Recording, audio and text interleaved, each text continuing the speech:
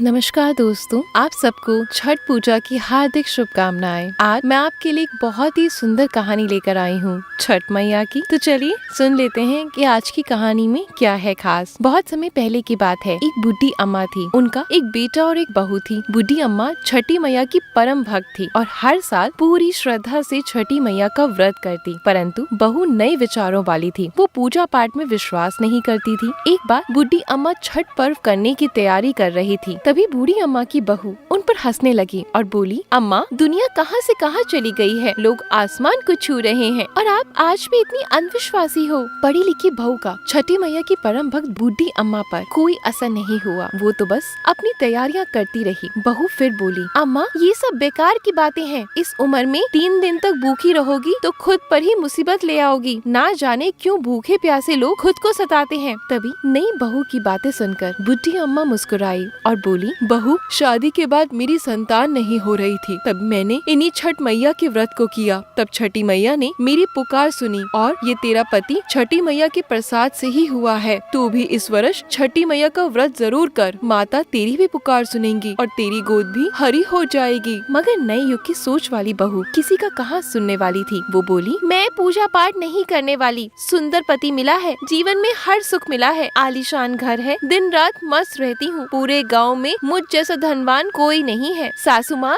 इस दुनिया में कर्म प्रधान है। बुढ़ी अम्मा के लाख समझाने के बाद भी बहू पर कोई असर नहीं हुआ। वो नास्तिक थी। तभी इतनी देर में बुढ़ी अम्मा का बेटा वहाँ आया और बोला, ठीक है, तुझे पूजा पाठ नहीं करना तो मत कर, लेकिन तू मेरी माँ से झगड़ा मत कर। तू ऐसा कर, जाकर सो जा। हम दोनों छठ माता के घाट पर जा रहे हैं, वहाँ जाने का समय हो गया है। अगर तू चलना चाहती है तो तू भी साथ चल। बहू बिना रुचि के उनके साथ घाट पर जाती है, लेकिन वहाँ पूजन करने की बजाय वो मेला घूमने चली जाती है। कुछ देर बाद उसका पति उसे वहाँ ना पाकर ढूंढने लगता है। वो हलवाई के पास स्वादिष्ट पकवानों का मजा लेती नजर आती है। पति उसे कहता है, अरे तुम यहाँ क्यों आ गई? कुछ देर माँ के साथ बैठो। पत्नी झुंझलाकर बोली, ना जी, मैं पूजा पाठ में नहीं बैठने वाली। मैं तो मेला घूमूंगी। आप ही करो ये पूजा पाठ। पति वहाँ से चला जाता है और स्नान करने को जैसे ही वो डुबकी लगाता है, डुबकी लगाते ही वो डूब जाता है और जोर जोर से चिल्लाने लगता है, कोई मुझे बचाओ, कोई तो मेरी रक्षा करो।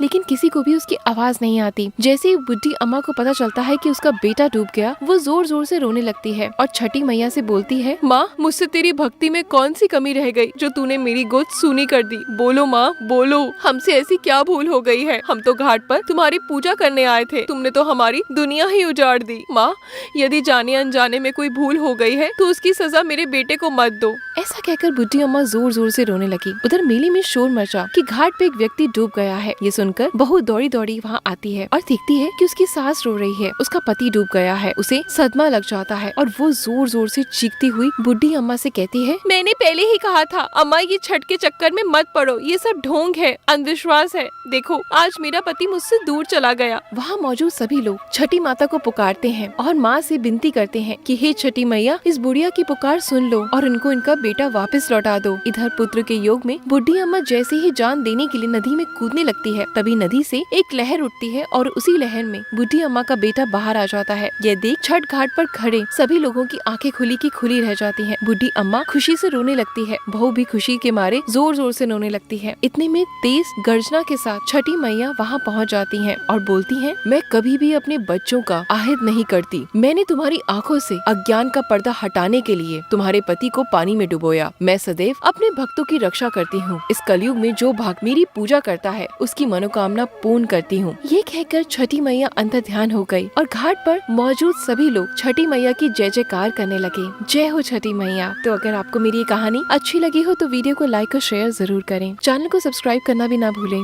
धन्यवाद।